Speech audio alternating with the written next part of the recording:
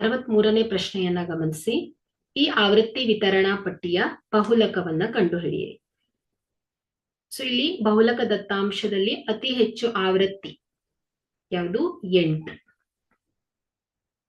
ಆಗಿದೆ. ಸೊ ಇದು 25ರಿಂದ 35 ವರ್ಗಾಂತರಕ್ಕೆ ಅನುರೂಪವಾಗಿದೆ.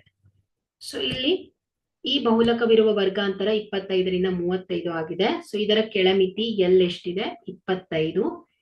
F not 4, F1 8, F2 7, H 10. So ಮೌಲ್ಯವನ್ನ ಸೂತ್ರದಲ್ಲಿ ಆದೇಶಿಸಿದಾಗ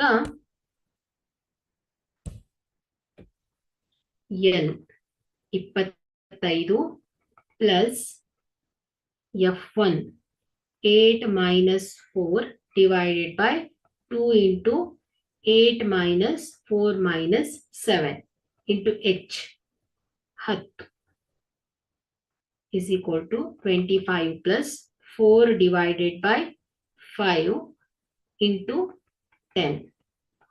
25 plus 40 divided by 5.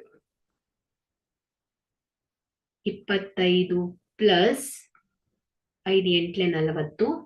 So 25 plus 28 33. So ಇದರ ಬಹುಲಕ 33 ಆಗಿದೆ.